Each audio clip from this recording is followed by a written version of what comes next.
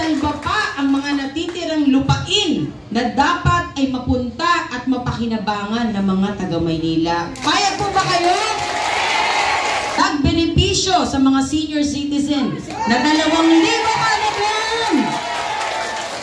Ayan ang masarap pag naging senior ka. Tulungan ko po muna kayo dahil sabi ko nga, habang malakas pa ako, gusto ko pong makatulong sa mga senior, sa mga magulang. Ayoko namang hintayin na kung kailan kuba na ako, namamanas na ang pa ako, saka pa ako tutulong sa aking kapwa ng mga talent. Iba-iba naman po yung ating katangian.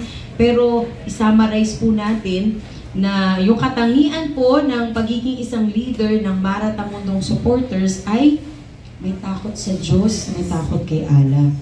Pangalawa po, dapat mayroon tayong puso at pagmamalasakit. Pangatlo, handang maglingkod sa anumang oras at anumang panahon. Pang-apat, mababa ang loob para sa lahat. Mahalaga po yan dahil ang pagiging mababa ang loob ay ang paglapit po natin sa lahat ng antas ng buhay ng tao. Mayroon man po tayo o wala, pero kapag mababa ang ating kalooban, madali po tayong abutin ng ating mga kababayan. Yan po yung mga katangian. Ayan, salamat. Ang galing ko ba? Naisip ko kaagad pag-isip. Maraming salamat. So nakita na natin kung ano yung dapat na katangian po ng isang leader. Siyempre, kung ikaw ay mapagmahal, maganda pa, masipag pa. So mga additional po ng mga katangian ay puro mga positibo na pwede po natin magawa sa ating kapwa. Ayan yung pangatlo po. So nakita na natin ano ang ibig sabihin ng leader. Ano ba yung katangian ng pagiging isang leader? So, syempre, kapag nandun ka na, alam mo na kung paano maging leader, alam mo na yung katangian mo, ang tanong po, ano ba yung pinaglalaban po natin dito? Ano ba yung pinaglalaban natin? Baka naman langaw lang yan, o daga, o ipis, na maalis sa bahay. Ano ba yung advokasya ni Super Mara Tamundong? Ito po kanina ay ginawa ko rin.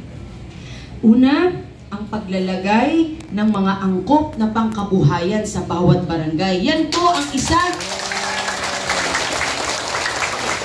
sa aking mga advokasya na talagang bibigyan natin ng halaga para kahit paano naman sa anumang oras at anumang sakuna na ating mararanasan, kaya po nating tumayo sa meron tayong pangkabuhayan. Pangalawa po, libreng pabahay sa Maynila at maisalba pa ang mga natitirang lupain na dapat ay mapunta at mapakinabangan ng mga taga-Maynila. Payag po ba kayo?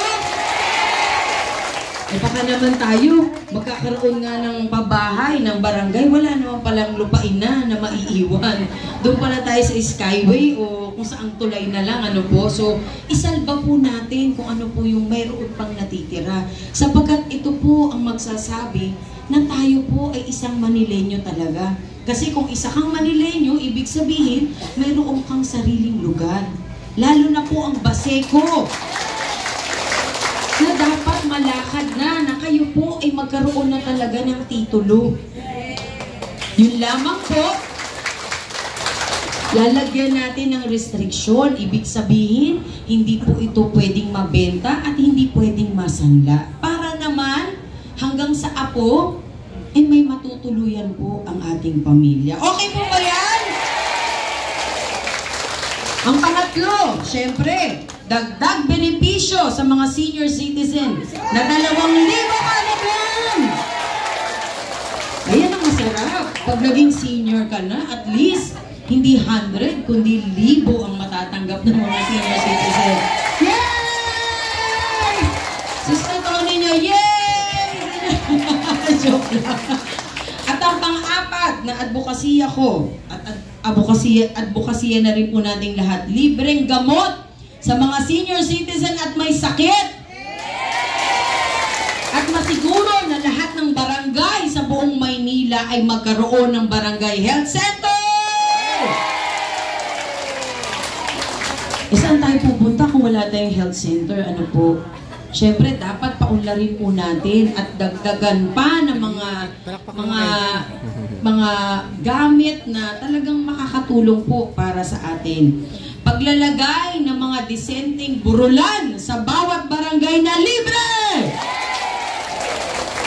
Hindi naman pwedeng pagkakitaan dahil libre. Ito po ay bilang pagtulong natin, lalo na po dun sa walang-wala talaga, na at least man lang po sa dulo ng kanyang buhay, talaga naman nabigyan din siya ng maayos na burol at desente po.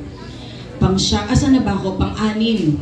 Pagbibigay po natin ng financial allowances para sa mga scholars.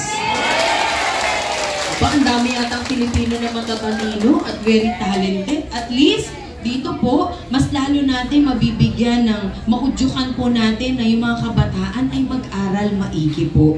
Pang-pito, paglalaan ng mga makabagong programa na makakatulong para sa mga pampublikong eskwelahan at pampublikong ospital para sa tunay na pag-unlad ng syudad ng Maynila. Wala na nga tayong ospital ngayon, ano po? Kaya dapat tutukan po natin na yan ay magkaroon ng mga programa, lalo na po sa mga public schools. Siyempre, yung mga anak po natin, makikinabang po dyan. Lalo na po yung mga magulang na nagsisikap mapag-aral ang kanilang anak. At least man lang po sa paraan na mapag-aral natin sila, na kahit paano, sila po ay kayang lumaban sa buhay. Na sila po ay makakasurvive dahil ang kanilang edukasyon, ang pwede nila pong ipanglaban at ipagmalaki. Yan po ang kaligayahan ng mga magulang na mapagtapos ng pag-aaral ang kanilang mga anak. Pangwalo na po tayo. Ito po para sa mga mag-aaral pa rin. Libreng wifi para sa mga mag-aaral. Para naman si nanay, si tatay, hindi naman bawasan yung pang-budget sa pagkain. Nakakahingi. Nay, internet, gagawin. Nay, kailangan ko mag-print, pero walang internet. So at least man lang po, kahit na maliit na halaga, pag inipon po ito, malaking bagay po na pandagdag pagkain ng pamilya. At ang pang-siyam, dagdag benepisyo para sa mga barangay officials kasama ang mga tanod! Dahil napansin ko, ang mga tanod ay pumapayat. Ang mga tanod na lumalaki ang eye bags pero parang nanghihina sa gabi. Parang sila ay hindi natanod, multo sa gabi.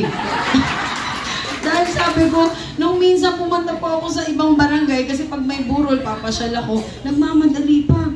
Ma'am, ako yung tanod. Nagulat ako, akala ko may sakit na malapit sa akin.